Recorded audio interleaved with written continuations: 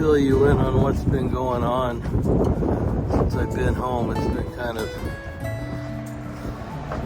interesting, not stressful, but I've learned a lot over the last week. Well, pardon the wind, but I'm finally back home from the ending of my last video, which I did on Wednesday of the week before last. I had to get up early in the morning at 4:30 and got a ride to the Tri-Cities airport for a 6 o'clock flight out. And that turned out to be a very long day. Sometimes things just run like clockwork through the airport, but this was like, first we had to put the clock together. I got there and everything was fine. Got checked in, felt fine. Looked up at the board and 6 o'clock flight leaving time was moved to 6:30. 6:30 it was moved to 7:30, and at 7:30 they told us that there was a problem with the airplane. The pilot did his walk around and he found a hydraulic fluid leak by the front landing gear. Until that got fixed, we weren't going anywhere, so we sat and sat and sat. I contemplated trying to change things around, but I figured they'd have it fixed within an hour or two.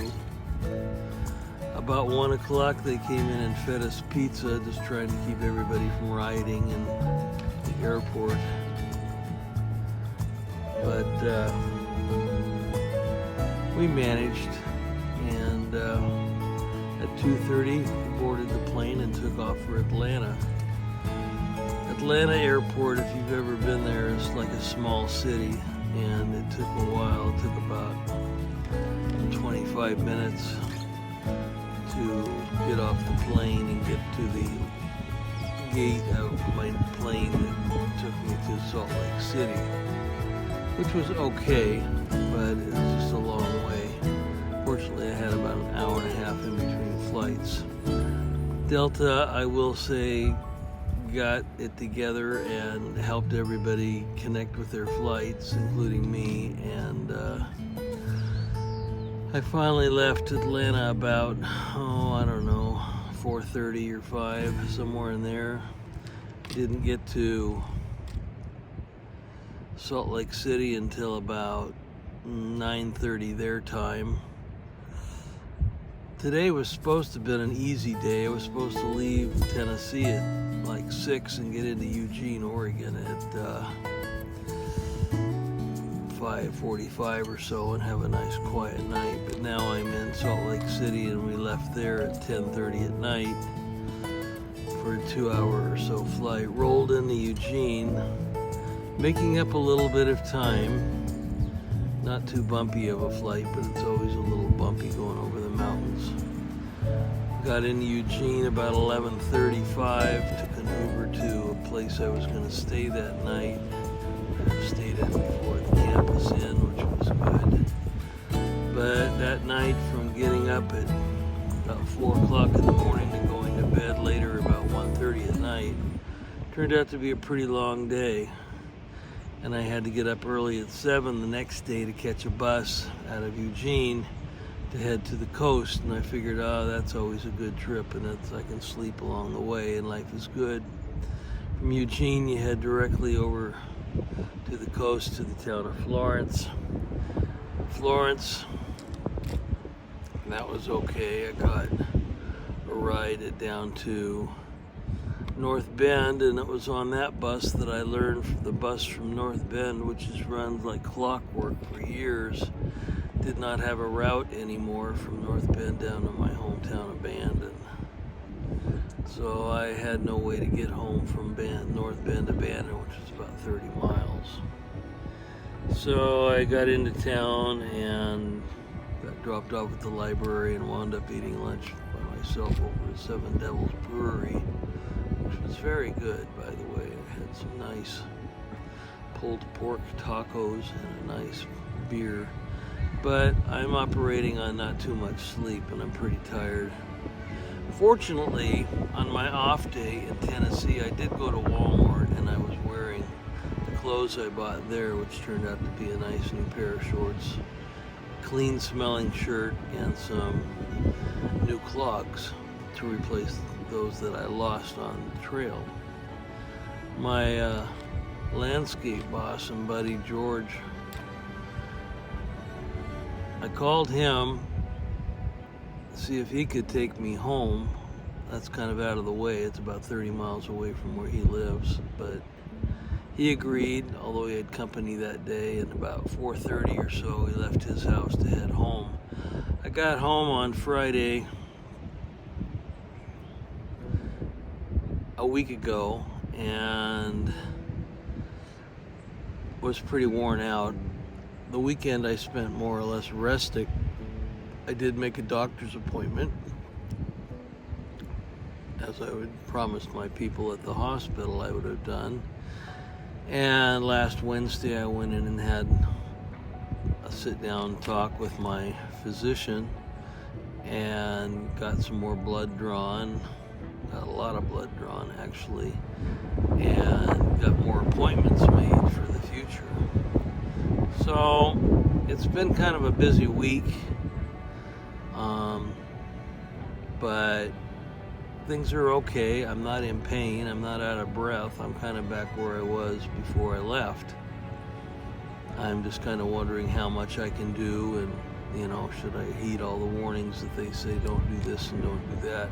I haven't lifted scar here where they put in the catheters, pretty much healed up, and nothing else is kind of really showing. I have this nice little bruise on my arm.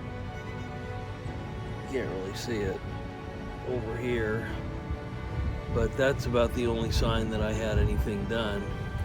I've been managing these 10 medications I'm on, and that's been a little tricky, but little pill boxes labeled Monday through Sunday are there for a reason. They help you manage all this stuff, so that's been helpful.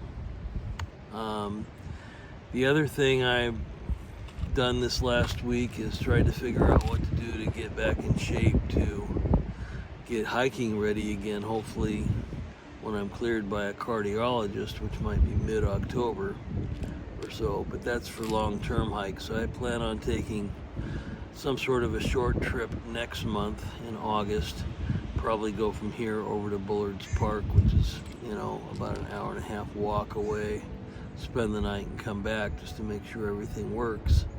But I don't need any equipment because I have everything from the Appalachian Trail and it all works just fine, and I didn't have any equipment problems while I was out. One of the things that I'm thinking about, if all goes according to plan and my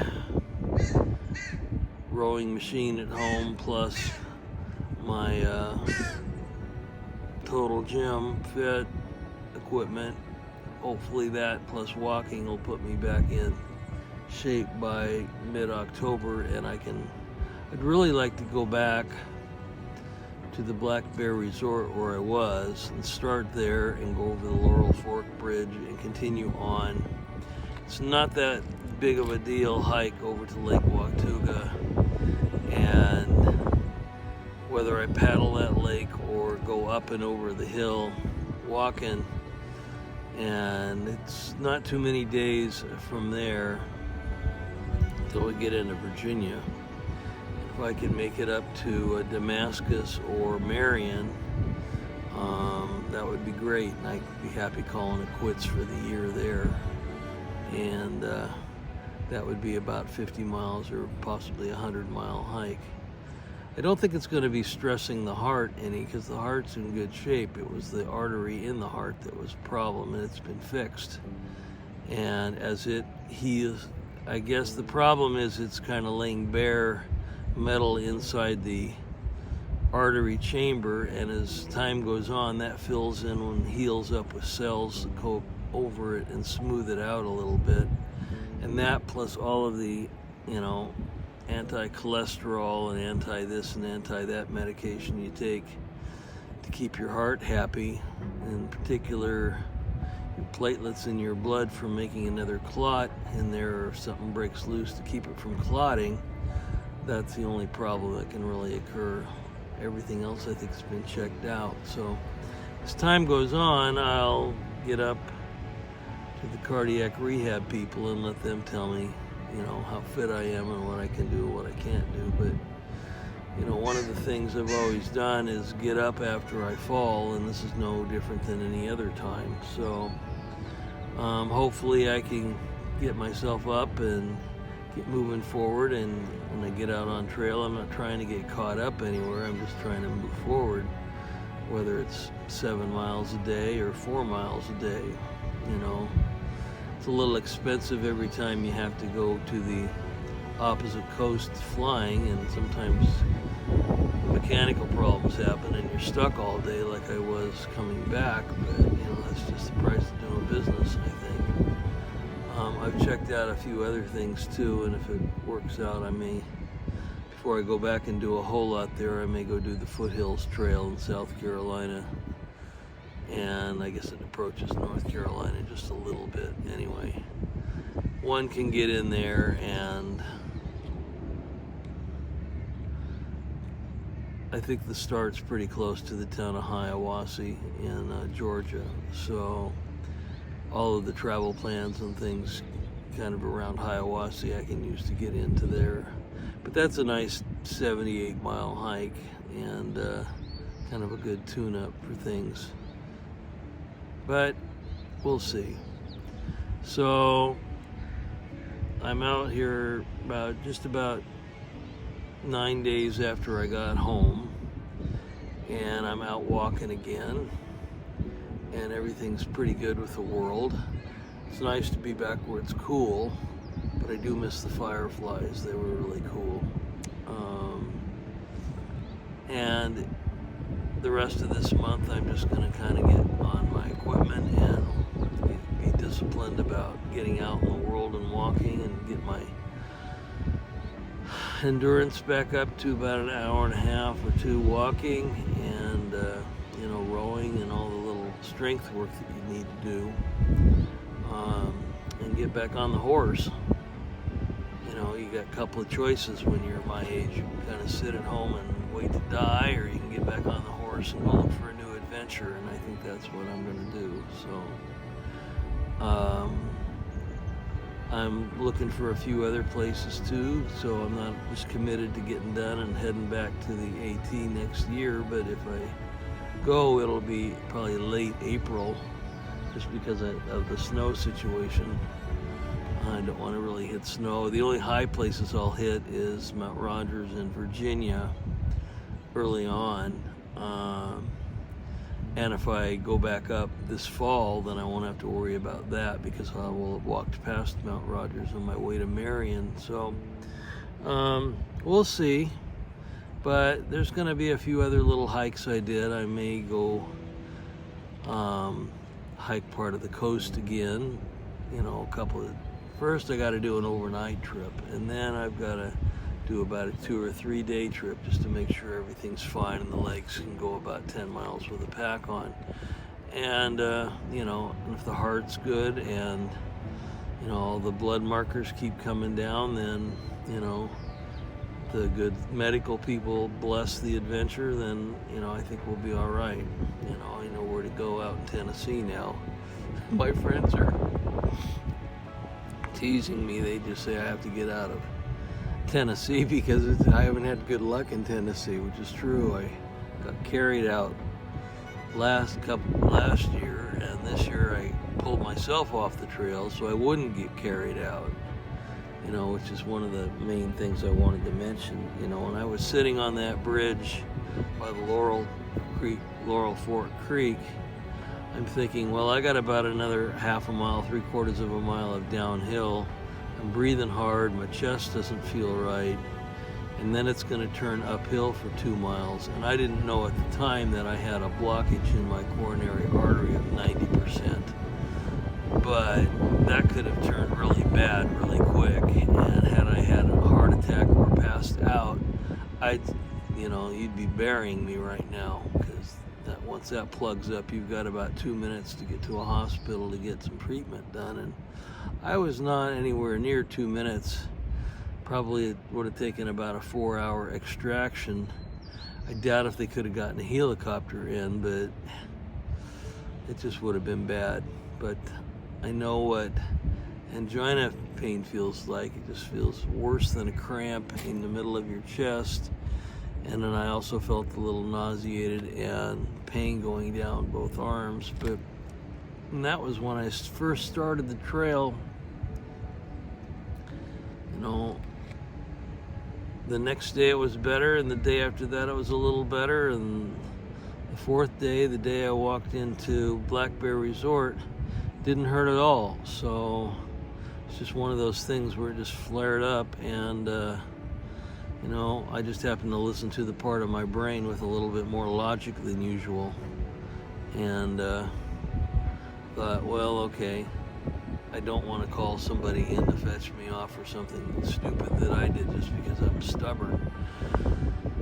So anyway, I'm going to continue my walk. I'm going to go out here through the donut hole in town and come back around. It's a little breezy here and it's a little foggy today, but you know, so I stopped here at the dog park and the city park to talk and ramble for just a little bit. Thank you for letting me ramble, but now you're caught up. I'll try and give you an update every 2 or 3 weeks, but you know, I've got a doctor's appointment coming up at the end of the month, and she'll probably just want to run another blood panel on me and make sure I'm doing okay.